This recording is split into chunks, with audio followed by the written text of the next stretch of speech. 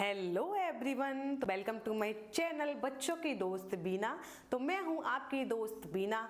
तो आज की क्लास में हम पढ़ने वाले हैं प्रोनाउंसिएशन ऑफ डबल लेटर, यानी जो वर्ड्स में डबल लेटर आते हैं उनको हम क्या प्रोनाउंस करेंगे, क्या बोल सकते हैं। तो आज की क्लास में मैं सारे डाउट्स आपके क्लियर करने वाली हूँ कि जहाँ भी डबल लेटर हमें देखने को मिले उनको हम क्या प्रोनाउंस करेंगे। तो उससे पहले आप मेरे चैनल को सब्सक्राइब कर लीजिए और एक लाइक जरूर कीजिए।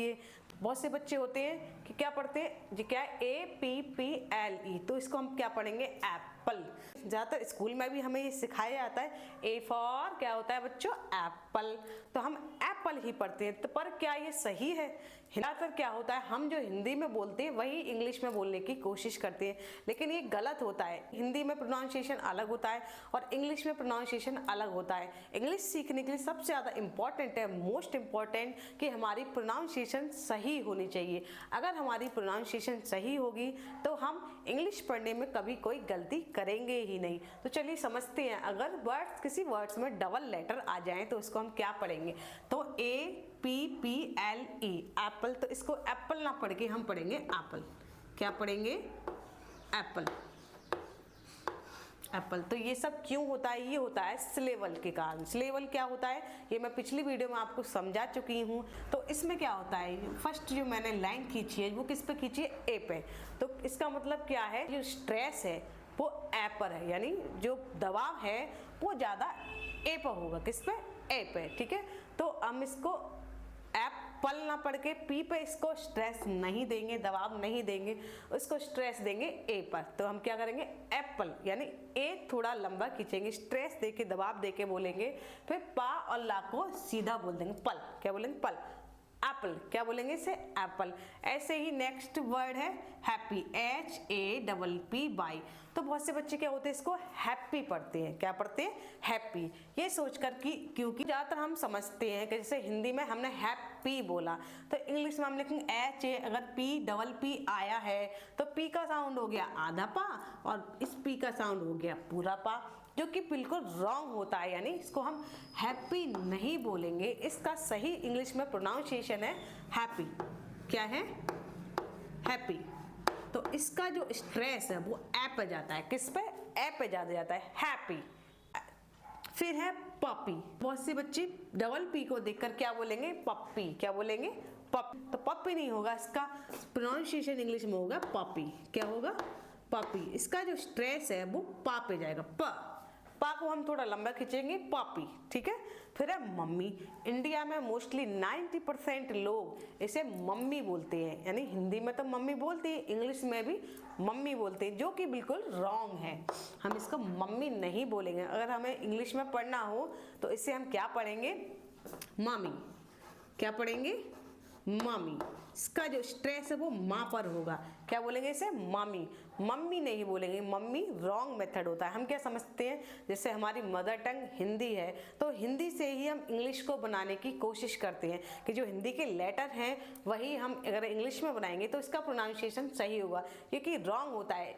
हिंदी अलग होती है और इंग्लिश का प्रोनाउंसिएशन अलग होता है। तो इसको हम मम्मी नहीं बोलेंगे, इसको हम बोलेंगे मम्मी। क्या बोलेंगे, मम्मी। ऐसे ही हिंदी में एक शब्द आता है हिम्मत। क्या आता है, हिम्मत। तो हम क्या करते हैं, हिंदी में वो देख देख के इसकी स्पेलिंग भी लिख देंगे, HIMMAT।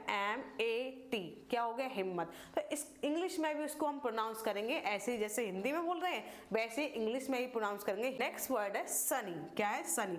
तो बहुत से तो ज्यादातर हम क्या पढ़ेंगे, इसे सन्नी भी बोलते हैं, सन्नी। तो सनी रॉन्ग होता है, इसको हम पढ़ेंगे सनी। क्या पढ़ेंगे, सनी।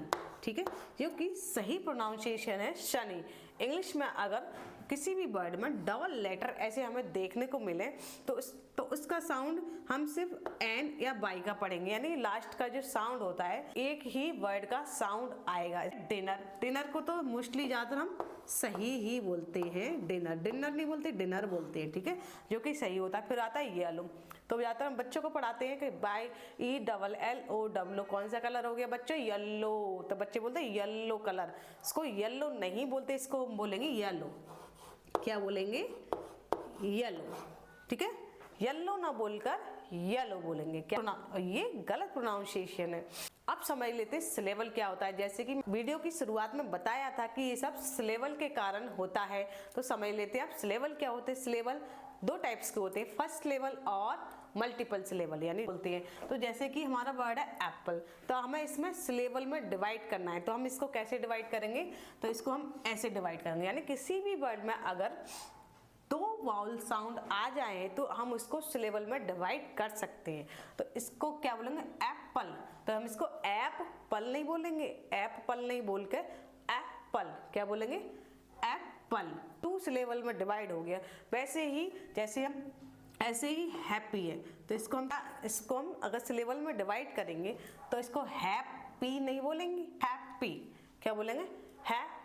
तो यही इसका इंग्लिश में प्रोनाउंसिएशन होगा। ऐसे ही है पपी, पपी को हम डिवाइड करेंगे यानी सिलेबल में बांटेंगे तो क्या आएगा, पप, पप नहीं आएगा, पपी क्या होगा, पपी। ऐसे ही हमें इंग्लिश में इसको प्रोनाउंस करना है। तो हमें कोई भी वर्ड बोलने से पहले यानी किसी भी वर्ड में डबल लेटर दिख जाए तो हम क्या करेंगे, इसको या तो सिलेबल में डिवाइड करके देख लेंगे, यानी एक वाउल साउंड ये पहले आ गया और एक वाउल साउंड, जो वाई को भी वाउल साउंड माना गया है। किसी वर्ड में अगर वाई लग जाए तो उसका साउंड भी वाउल हो जाता है। तो इसको हम सिलेबल में डिवाइड, अगर हमारी समझ में नहीं आ रहा है तो सिलेबल में डिवाइड करके भी इसको पढ़ सकते हैं।